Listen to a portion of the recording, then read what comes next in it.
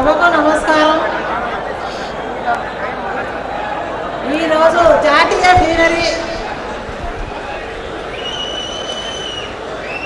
వచ్చినటువంటి పెద్దలు మన అమ్మగారైన విజయమ్మ గారికి, మన అధ్యక్షులు గౌరవనీయులు జగన్మోహన్ రెడ్డి గారికి, షర్మిల గారికి, ప్రతి జిల్లాల నుంచి వచ్చిన ఎమ్మెల్యేలకు, అందరికీ, పెద్దలకు, ఎంపీ గారికి, సోదరీమణులకు, అక్కా చెల్లెళ్లకు, ప్రతి జిల్లా నుంచి, అన్ని గ్రామాల నుంచి వచ్చిన రైతు సోదరీమణులకు అందరికీ నా యొక్క నమస్కారాలు తెలియజేస్తున్నాను. ఈరోజు మనం చంద్రబాబు పాలన ఎంత నీతి పాలనగా దిగజారిందో ప్రత్యక్షంగా నాకు జరిగిన అన్యాయం ద్వారా మీ అందరికీ తెలియజేస్తున్నాను. మా భర్త గారైన నారాయణ రెడ్డి గారు వైఎస్ఆర్సీపీ ఇన్ఛార్జిగా పత్తికొండ నియోజకవర్గం నుంచి ఉన్నారు. ఆయన ప్రతిరోజు మన వైఎస్ రాజశేఖర గారి పథకాలను, మన జగనన్న ఆశయాలను ప్రజల్లోకి తీసుకెళ్ళి ప్రతి ఒక్క మండలంలో, ప్రతి ఒక్క పత్తికొండ నియోజకవర్గంలో, ప్రతి ఒక్క గ్రామంలో, ఊరున వాళ్ళు చేస్తున్న, తెలుగుదేశం చేస్తున్న అన్యాయాలను తెలియజేస్తూ రోజుకి వాళ్ళు చేస్తున్న అక్రమాలను తెలియజేస్తూ ఉండేవాడు. అలా తెలియజేస్తున్న రీతిలో ఓర్వలేక తెలుగుదేశం పార్టీ వాళ్ళు నారాయణ రెడ్డి గారిని ప్రజాదరణ రోజుకు ఎక్కువైన తరుణంలో ఆయనని ఓర్వలేక వాళ్ళ తెలుగుదేశం దౌర్జన్యాలతో, వాళ్ళ అధికార దాహంతో ఆయనని మొన్న మే 21వ తేదీన అతి దారుణంగా హతమార్చడం జరిగింది.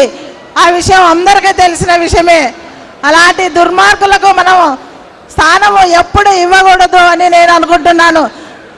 అలాంటి పాలన జరిగిందంటే ఇంకా నాలాంటి వాళ్ళు, మహిళలు ఎంతమంది అన్యాయం అయిపోతారో అని నేను తెలియజేస్తున్నాను. అప్పుడు మన వైఎస్ గారు పాలన ఉన్నప్పుడు పత్తికొండ ప్రాంతాన్ని చాలా వెనుకబడిన ప్రాంతము కాబట్టి ఆ ప్రాంతానికి ఎన్నో స్పెషాలిటీస్ వాటర్ ద్వారా ఎన్నో చేశారు. పాపం పెద్ద ఆయన ఉన్నప్పుడు అందరూ కూడా ఏ అభివృద్ధికి ఏది కూడా అక్కడ అభివృద్ధికి నోచుకోలేని అట్టడుగు కర్నూలు డిస్టిక్లోనే మన పత్తికొండ మండలం నియోజకవర్గము అట్టడుగైన ప్రాంతం అని అప్పుడు ఎంతో వాటర్ ద్వారా ఫెసిలిటీస్ ఇప్పించి అన్ని గ్రామాలకు పైప్ లైన్ ద్వారా వాటర్ ఇవ్వాలని ఎన్నో ప్లాన్లు వేసి అప్పుడు కొన్ని చెరువులు కూడా నింపి రైతులకు ఇవ్వడం జరిగింది. కానీ ఇప్పుడు తెలుగుదేశం పార్టీ వారు మన ఏం చేస్తున్నారో ఏమో వాళ్ళకే తెలియడం లేదు. చంద్రబాబు గారు అప్పుడు ఎన్ని వాగ్దానాలు చేసి ఎన్నో హామీలు ఇచ్చి ఆయన అధికారంలోకి రావడం జరిగింది. కానీ ఇప్పుడు ఆయన ఇచ్చిన హామీలన్నీ ఒక దొంగలో కలిపినాడు. ఆయన ఏం చేస్తున్నారో ఆయన కార్యకర్తలు కూడా ఏం చేస్తున్నారు ఆయనకు పట్టనట్లున్నారు. ఆయన ఏం చేస్తున్నారు దేశానికంటే ఒక ఫ్యాక్షన్ ప్రతి ఒక్కరికి కూడా ఫ్యాక్షన్ ప్రోత్సహిస్తున్నారు. ఆ ఫ్యాక్షన్ చేసే వాళ్ళని మా ఆయన నారాయణ రెడ్డిని చంపిన వారిని కూడా ఇంతవరకు కూడా ఎవరినో కొంతమందిని హాజరుపరిచి మెయిన్ నాయకులను డిప్యూటీ సీఎం అయిన కుమారుని కేఈ శ్యాంబాబుని ఇంతవరకు కూడా ఆయన ఎక్కడున్నాడో కూడా ఆచూకు తెలియడం లేదు.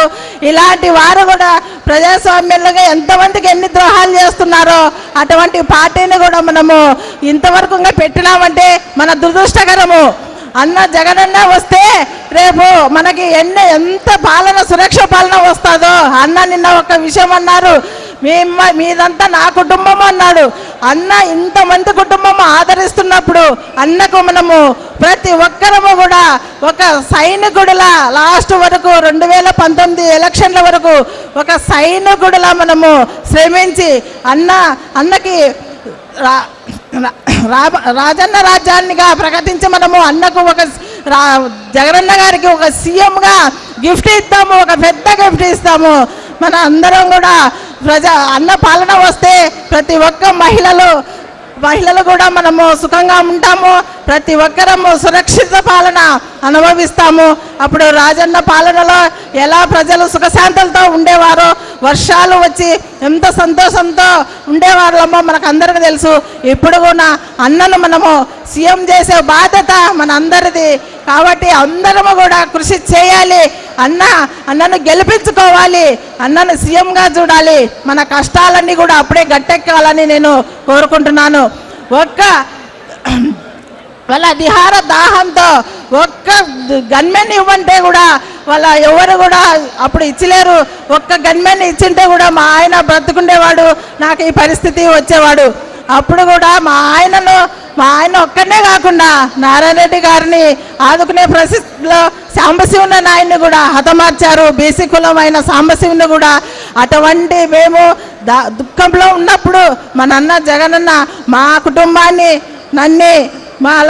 మా నియోజకవర్గ కార్యకర్తలందరినీ కూడా ఓదార్చి నేనున్నానమ్మా, నీకు అండ, మీ కుటుంబానికి నేనున్నాను, మీ నియోజకవర్గాన్ని కార్యకర్తలందరూ నేను చూసుకుంటానని చాలా అభయం ఇచ్చాడు. అన్నకి నా తరఫున, నా కుటుంబం తరఫున కృతజ్ఞతలు తెలియజేస్తున్నాను.